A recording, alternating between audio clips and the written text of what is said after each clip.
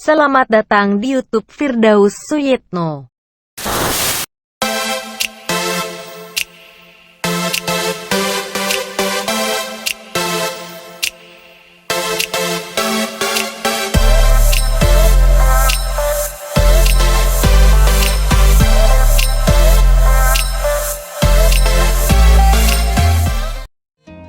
Assalamualaikum warahmatullahi wabarakatuh. Apa kabar semuanya? Semoga selalu diberikan kesehatan dan keberkahan untuk kalian semua. Amin amin ya rabbal alamin.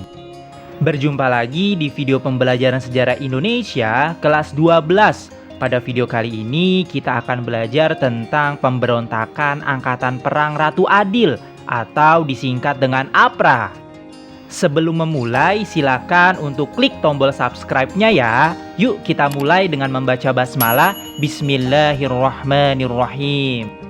Tujuan pembelajaran pada video kali ini, yang pertama diharapkan kalian mampu untuk menjelaskan latar belakang peristiwa APRA. Yang kedua, dapat menyebutkan tokoh yang terlibat dalam peristiwa APRA. Yang ketiga, dapat menjelaskan akhir peristiwa APRA. Silakan membuka buku catatannya untuk mencatat poin-poin penting yang terdapat di video kali ini. Kita akan membahas tentang latar belakang peristiwa APRA. Nah, peristiwa APRA atau Angkatan Perang Ratu Adil merupakan kejadian pemberontakan yang berlangsung di Bandung pada 23 Januari 1950.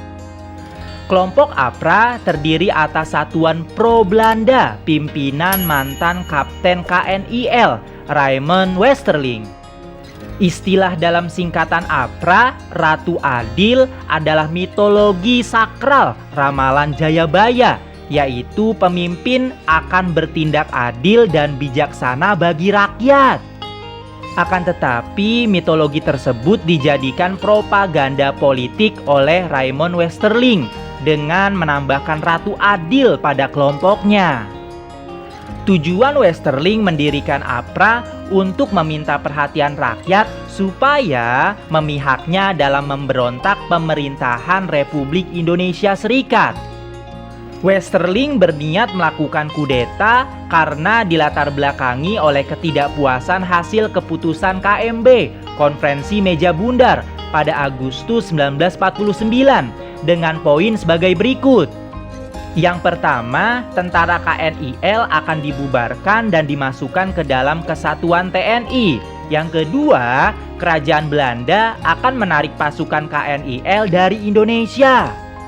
Merasa kecewa akan keputusan KMB, Westerling berencana melakukan kudeta kepada Presiden Soekarno.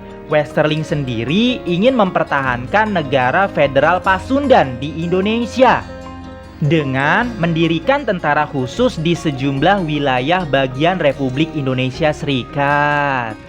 Kronologi peristiwa APRA. Pada 5 Januari 1950, Westerling mengirim ultimatum ke pemerintah RIS supaya mengakui negara bagian Pasundan sekaligus APRA sebagai tentara Pasundan. Kemudian, pada tanggal 10 Januari 1950, Perdana Menteri RIS kala itu, Muhammad Hatta, membuat perintah untuk penangkapan Westerling. Jenderal Vreden dan Menteri Pertahanan Belanda pun menyusun rencana untuk evakuasi pasukan tersebut. Namun sayangnya, Westerling ternyata sudah lebih dahulu mengetahui bahwa dirinya sedang dalam incaran penangkapan. Agar misinya berhasil, Westerling menyegerakan kudetanya bersama para pasukan pengikutnya dengan menembaki anggota TNI secara membabi buta. Peristiwa APRA pun berlangsung. Saat Westerling melancarkan aksinya di Bandung, ia mengirim pasukan lain ke Jakarta untuk menangkap Soekarno dan merebut gedung pemerintahan Republik Indonesia. Tapi aksi Westerling di Jakarta gagal karena pasukan yang diperintahnya tidak membantunya. Akhir peristiwa APRA, meski berlangsung cukup singkat, namun pemberontakan yang dilakukan Westerling membuat banyak anggota TNI gugur dan cukup membuat pemerintah Indonesia terpukul.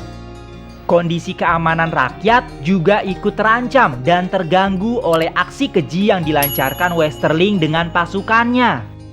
Untuk menumpas pemberontakan APRA di Bandung, pemerintah RIS menekan pemimpin tentara Belanda lewat perundingan dan melakukan operasi militer.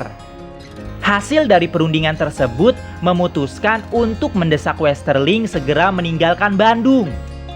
Lantaran gagal melakukan kudeta, reputasi Westerling pun terancam dan dirinya melarikan diri ke Belanda.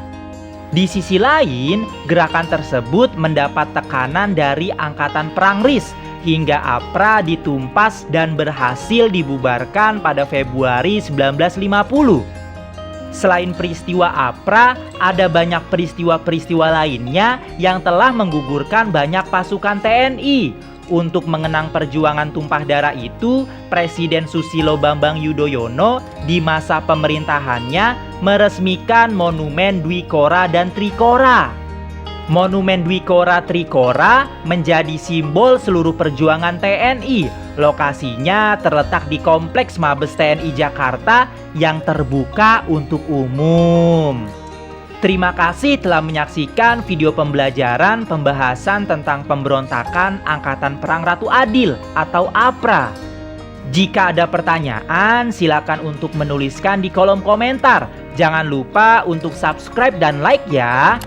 Kita cukupkan dengan membaca hamdalah. Alhamdulillahirobbilalamin. Terima kasih, tetap semangat dan sehat selalu.